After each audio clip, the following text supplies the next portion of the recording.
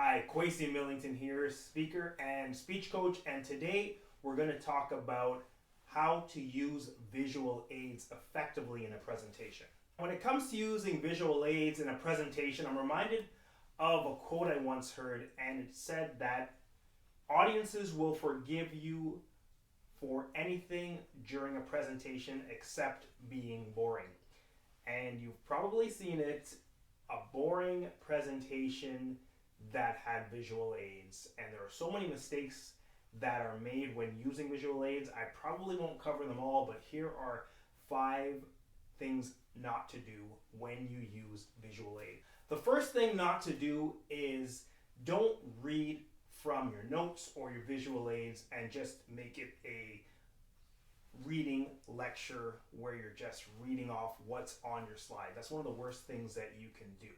If you have a lot of information to get across to your audience, instead just scan and say. So you have to rehearse to get this down and right, but just scan the overall points you want to say, whether it's on a cue card or on a sheet.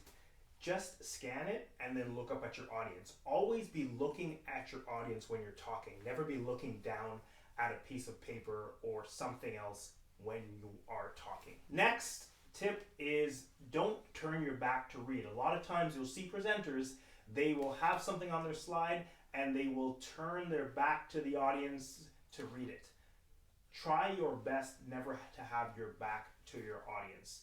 One way to make sure that you do that is to have notes in front of you that match what you want to say on the slide, so you can just gesture backwards towards your overhead or your slide, and you never actually have to look at it. You should know from the notes you're looking at where you are in your presentation and be able to click through.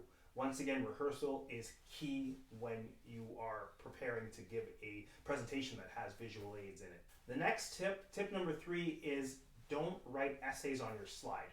The worst thing you can do, and I think speakers do this out of nerves, is that they have all of their information on their slide and they just read all the information that's on their slide.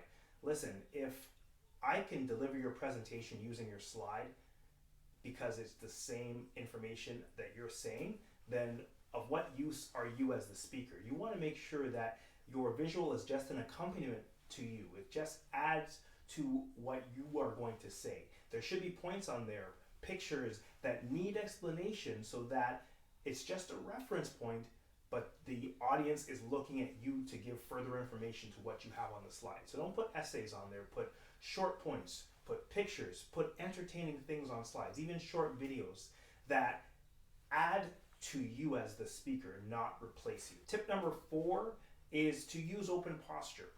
If you can, try not to have anything between you and your audience. If you're behind a lectern or a stand, try to not stand behind that if you can. I know that in some situations it's a more formal presentation and you have to do that, but as much as you can, get out from behind tables and podiums and anything blocking the audience from seeing you and really experiencing you as the speaker. Get those out of the way so that you can have an open communication with your audience. And finally, make it a dialogue. Just because you are the presenter and you have all this information on your slides that you have to give to your audience, don't assume that you shouldn't involve them. Sometimes you may want to just have a question mark on your slide, and then you ask a question and you get dialogue back and forth from your audience. So you make it a discussion. That way also, it makes you less nervous. You're not just imparting things to your audience. I once heard a speaker say some of the best answers are often seated. So a lot of times you may have all the information to share, but you may get a golden nugget of information from your audience by involving them, asking them questions. Say, what do you think? And make it a dialogue. It makes it a much more friendly and interesting experience for your audience. So remember these 5 tips for using visual aids when you're giving a presentation. Share this video, like it, and of course subscribe to the channel.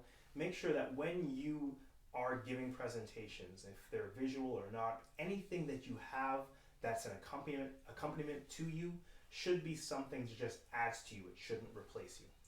Until next time, keep speaking, sharing, and serving.